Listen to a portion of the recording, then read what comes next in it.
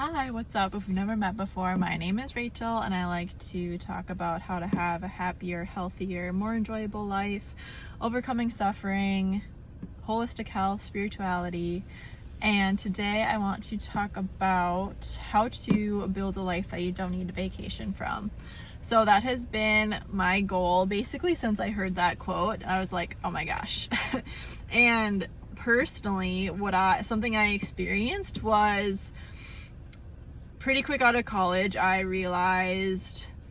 thought that I wanted to have my own business so I could be a digital nomad, so I could woof and work away. And I do still want to travel for work and fun in the future, but because of all this healing work that I've done, like finding happiness on the inside despite the circumstances, I've found that I can kind of be wherever and still be happy and healthy. So I've gotten into a place where my whole life kind of feels like that, and that's super cool. And I just want to add some more, I would say icings on the cake, right? Like, I do feel that way inside and out, on a daily basis. Like, I don't really feel like I need a vacation. Like, it's fun to travel sometimes, but here's the basis of what makes me my happiest and healthiest. So really clean eating and healthy food is basically a non-negotiable, right? Moving my body and or being out in nature. So that would be nature, healthy food, moving, and then connecting with people. So I spend a lot of time by myself. I'm very people sensitive. I'm very introverted.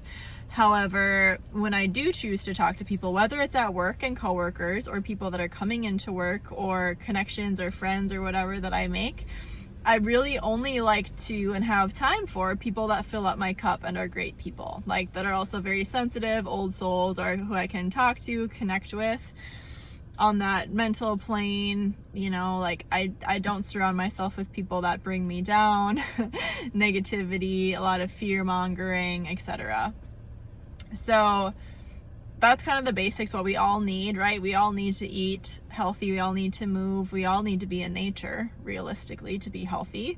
But then when you get into it more, then it's like, okay, what are my passions and my purposes? So for me, I work at wellness spaces and I work in my own business helping people overcome suffering. And I love that. I'm passionate about it. The world needs it and I can get paid for that.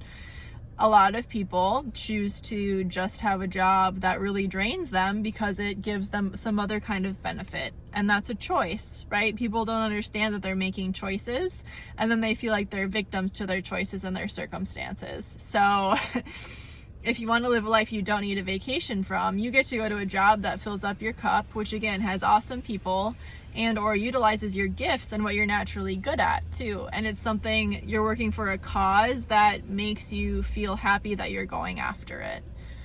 Because realistically, again, people, like, this is why people live for the weekend. I just tried to go back to a 9-to-5 not too long ago, and there's so much stress there. Like, there was stress, and then people would just like drink after work. People would want to eat chocolate during the day because they were stressed. Like, the way they talked to each other, they didn't have energy after work to do anything else.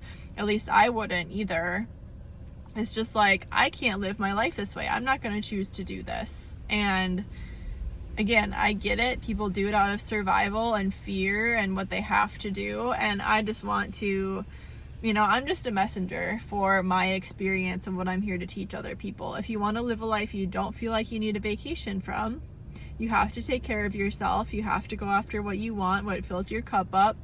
Basically, how do you not burn out, right? I get to, and I know that I like to do holistic and spiritual practices fairly often. So like I said, that's going outside, that's spending time with pets when I can, other people's, because I don't have my own yet.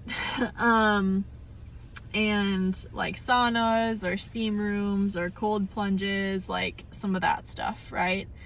But again, people need to make time for their passions and what fills up their cup. And a lot of people, again, don't, because they're like in survival mode and they run around to all these jobs and they have to do all these things for other people. So if you want to not burn out and you want to be your happiest and highest self and build a life that you don't need a vacation from, you have to do some reflective work on what are your non-negotiables. What are you going to make time for no matter what makes you feel good.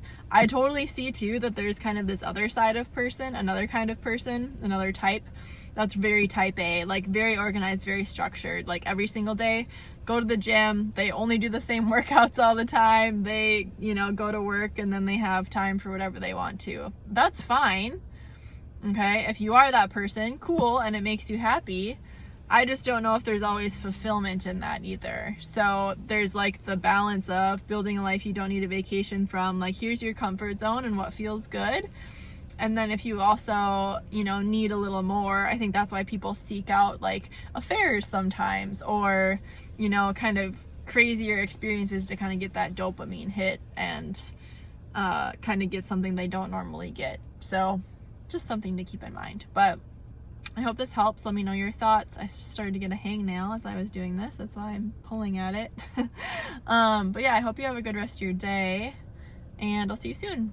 Bye.